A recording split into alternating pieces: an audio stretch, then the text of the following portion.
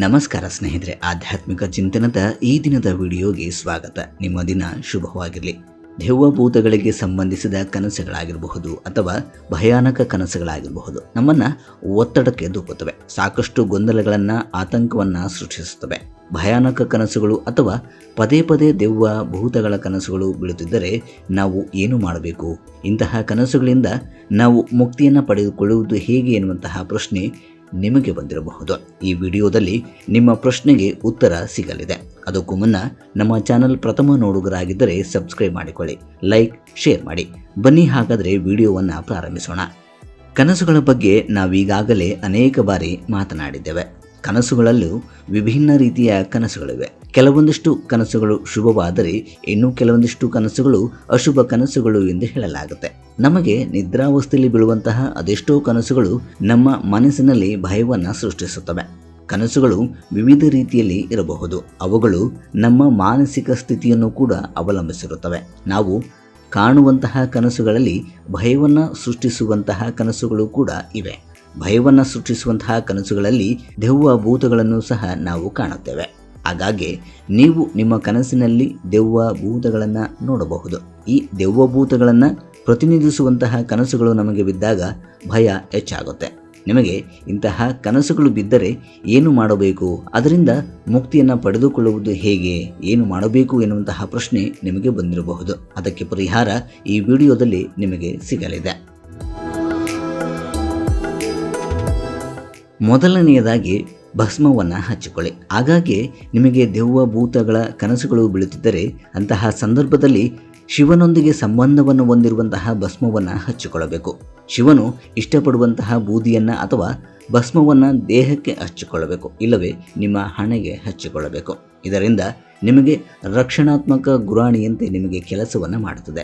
ರಾತ್ರಿ ನಿಮಗೆ ದೆವ್ವಭೂತಗಳ ಕನಸು ಬೀಳಬಾರದು ಎಂದರೆ ಹಗಲಿನಲ್ಲಿ ಸ್ನಾನದ ನಂತರ ನೀವು ಹಣೆಗೆ ಈ ಭಸ್ಮವನ್ನು ಹಚ್ಚಿಕೊಳ್ಳಬೇಕು. ಇದರಿಂದ ನಿಮಗೆ ಶಿವನು ರಕ್ಷಣೆಯನ್ನು ನೀಡುತ್ತಾನೆ. ನಿಮಗೆ ಯಾವುದೇ ತರಹದ ದೆವ್ವ ಭೂತಗಳ ಕನಸುಗಳು ಬೀಳುವುದಿಲ್ಲ. ನಿಮಗೆ ಭಯ ಬೀಳಿಸುವಂತಹ ಕನಸುಗಳು ಬೀಳುವುದಿಲ್ಲ. ಇನ್ನು ಎರಡನೆಯದಾಗಿ ರುದ್ರಾಕ್ಷಿಯನ್ನು ಧರಿಸಬೇಕು. ರುದ್ರಾಕ್ಷಿಯನ್ನು ಕೇವಲ ಒಂದು ಪವಿತ್ರ ಮಣೆಯಾಗಿ ನೋಡದೆ ಅದನ್ನು ಶಿವನ ಕಣ್ಣೀರಿನ ಹನಿಗಳೆಂದು ಹೇಳಲಾಗುತ್ತೆ. ರುದ್ರಾಕ್ಷಿಗಳನ್ನು ಅವುಗಳ ಮುಖಗಳಿಗೆ ಅನುಗುಣವಾಗಿ ವಿಂಗಡಿಸಲಾಗುತ್ತೆ. ಪ್ರತಿಯೊಂದು ಮುಖವುಳ್ಳ ರುದ್ರಾಕ್ಷಿ ಮಣಿಗಳು ವಿಭಿನ್ನವಾದ ಪ್ರಯೋಜನಗಳನ್ನು, ಮಹತ್ವವನ್ನು ಒಳಗೊಂಡಿವೆ.